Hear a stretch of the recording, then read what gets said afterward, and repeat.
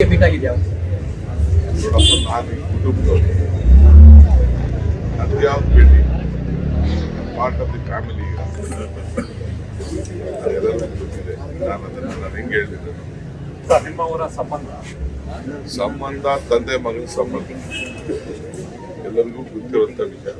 ನಾನು ಅದ್ರ ಬಗ್ಗೆ ಹೆಚ್ಚಿಗೆ ಹೇಳೋದು ಇನ್ನೇನು ಈಗ ಬೇಡ, ಮಾತು ಬೇರೆದ್ದಿದ್ದಲ್ಲಿ ಅದೆಲ್ಲ ಮಾತಾಡ್ತೀನಿ. ಅವರ ಕಾಣಿಕೆ ಏನು ಅನ್ನೋದನ್ನ ರಾಜ್ಯಕ್ಕೆ ಗೊತ್ತಿದೆ. ನಮ್ಗೆ ಯಾವ ರೀತಿ ಮಾರ್ಗದರ್ಶನ ಕೊಟ್ಟಿದೆ ಅಂತ ನಿಮ್ಗೆಲ್ಲ ಕಾಣ್ತಾ ಇದೆ. ಮುಖ್ಯಮಂತ್ರಿಗಳಾಗಿದ್ದಾಗ ಮಾಡಿದಂತ ಒಂದಷ್ಟು ಸಾಧನೆ ನಾನು ಏನು ಹೇಳಲಿ, ಸಾಧನೆ ಎಲ್ಲ ನಿಮ್ಮ ಕಣ್ಣಲ್ಲೇ ಇದೆ. ವಿಕಾಸಸೌಧ ಅಂದರೆ ರಾಜ್ಯಕ್ಕೆ ವಿಕಾಸ ಆಗಲಿ ಅಂತೇಳಿ ವಿಕಾಸಸೌಧ ಕೊಟ್ಟಿದ್ರು.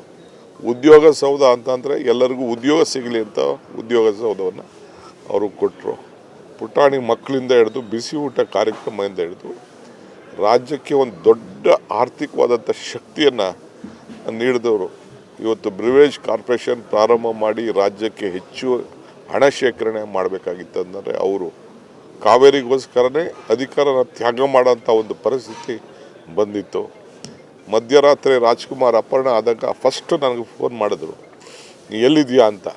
10:30 11 ಗಂಟೆ ಮಲಗಿದ್ದೆ ನಾನು. ನನ್ನ ಹೆಂಡತಿ ಬಂದೆ, ಕೃಷ್ಣ ಸಾಹೇಬ್ರು ಫೋನ್ ಮಾಡ್ತಾವ್ರೆ ಅಂತ ಎಬ್ಬರಿಸಿದ್ರು. ತಕ್ಷಣ ಓಡಿ ಬಂದೆ. ಸೊ ಯಾವ ರೀತಿ ಅಷ್ಟು ನೋವು ಪಟ್ಟರು, ಏನು ಮಾಡಿದ್ರು ಅನ್ನೋದು ನನಗೆ ಗೊತ್ತಿದೆ. ಅದು ಅವ್ರನ್ನ ಈಚೆಗೆ ತೆಗೆದುಕೊಂಡು ಬರಬೇಕಾದ್ರೆ ಏನೆಲ್ಲ ನಾವು ಮಾಡಿದ್ದೀವಿ ಅನ್ನೋದು ನಮಗೆ ಗೊತ್ತಿದೆ.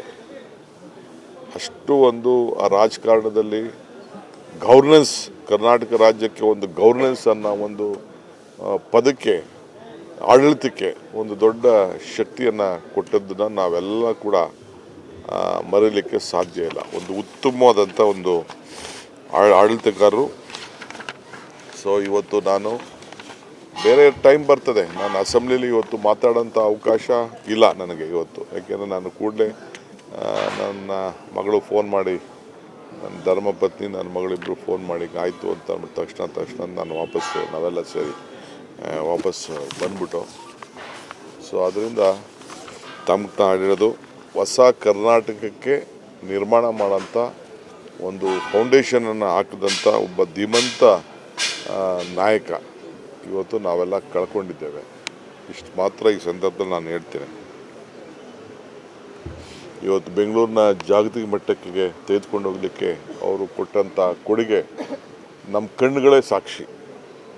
ಇಲ್ಲಿ ಉದ್ಯೋಗಗಳು ಸೃಷ್ಟಿ ಮಾಡಿರೋದು ನಿಮ್ಮೆಲ್ಲರ ಕಣ್ಣುಗಳೇ ಸಾಕ್ಷಿ.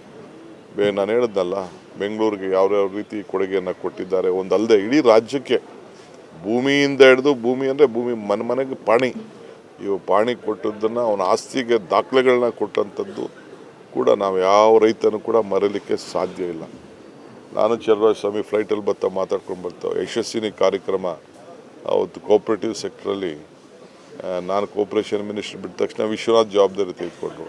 ಆಗ ತೆಗೆದು ಎಲ್ಲರೂ ಕೂಡ ಹಾಸ್ಪಿಟ್ಲಿಗೆ ಹೋಗಿ ಆ ಇನ್ಶೂರೆನ್ಸ್ನಲ್ಲಿ ಎಲ್ಲ ಆಪ್ರೇಷನ್ಗಳು ಪಡ್ಕೊಳ್ಳಲಿಕ್ಕೆ ಇವತ್ತು ಯಾರು ಒಂದು ಅದಕ್ಕೆ ಫೌಂಡೇಶನ್ ಹಾಕಿದ್ದು ಅಂತಂದರೆ ಅದು ಕೃಷ್ಣ ಸಾಹೇಬರು.